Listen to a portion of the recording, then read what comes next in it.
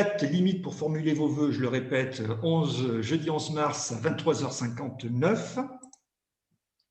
Pour finaliser son dossier, donc là, on va jusqu'à la période du 8 avril. Il faut compléter le projet de formation motivé pour chacun des vœux, donc expliquer en quoi voilà, vous êtes motivé, votre enfant est motivé pour entrer dans la formation. Il y a une rubrique qui s'appelle préférences et autres projets. Alors cette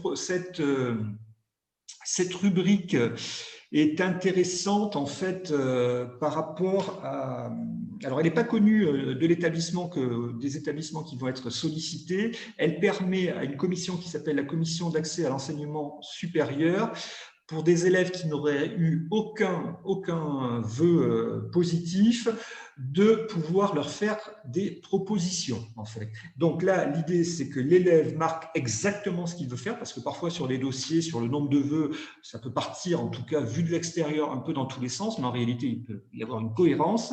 Et l'élève doit nous dire ce qu'il veut exactement, et à partir de là, des propositions lui seront faites au plus près de ce qu'il souhaite. Et là, c'est le recteur qui intervient auprès des établissements pour forcer un peu le destin. J'ai envie de dire ça comme ça.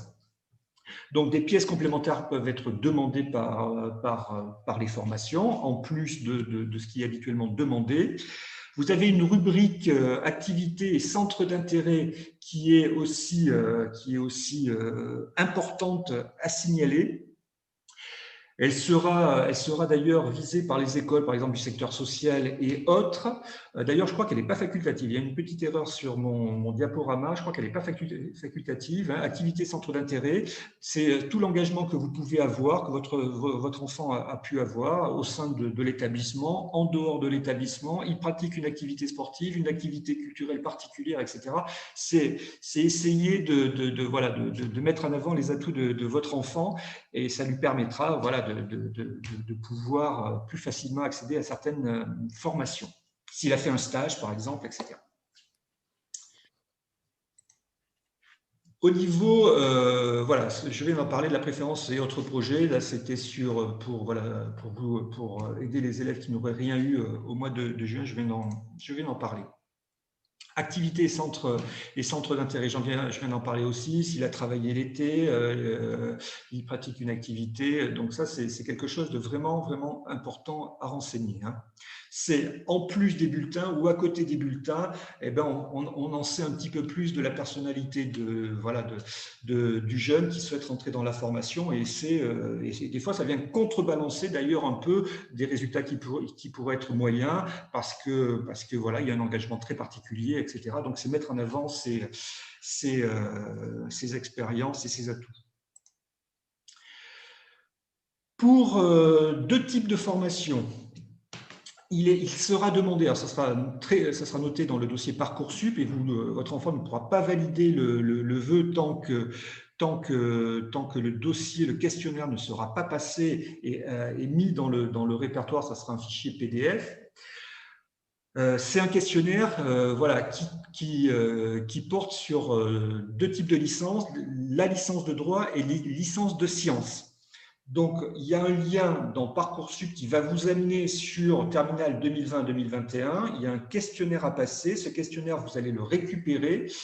Ça va être un fichier PDF à intégrer. Alors, l'objectif de ce questionnaire, a priori, c'est de montrer un petit peu, de voir à quoi va s'attendre l'élève, qu'est-ce qui lui sera proposé en droit et puis dans les licences scientifiques, l'amener peut-être à réfléchir.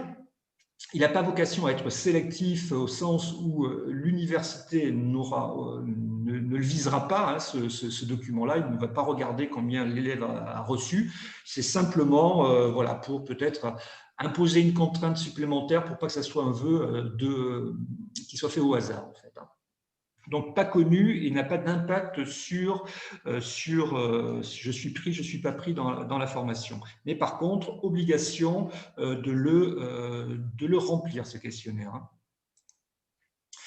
Alors, les éléments qui vont apparaître dans le dossier Parcoursup, les bulletins scolaires et les notes, évidemment. Hein, les notes vont être basculées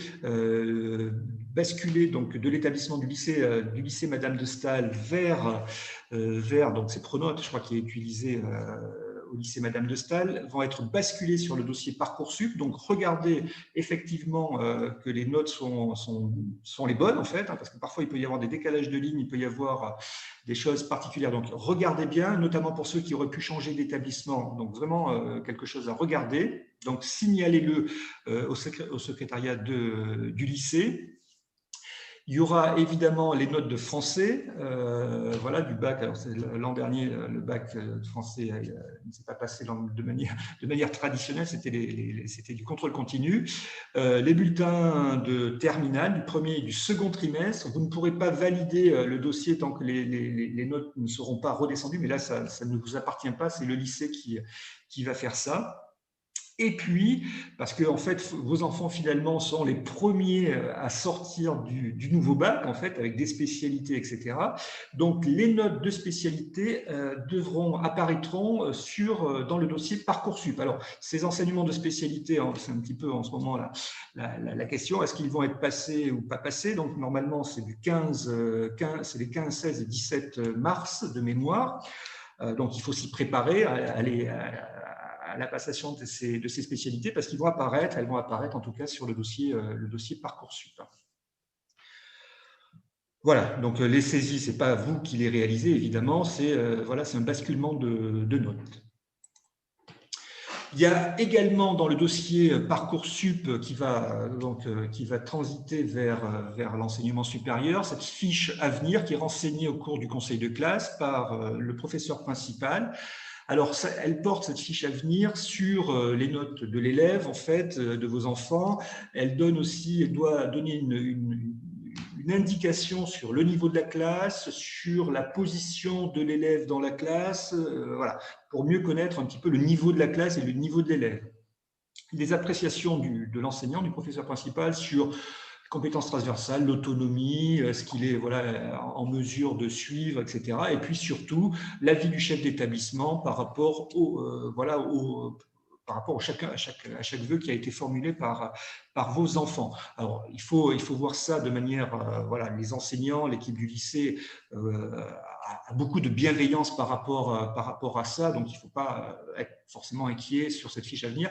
Alors, effectivement, vous ne la voyez pas tout de suite, vous ne la voyez qu'à partir du 27 mai.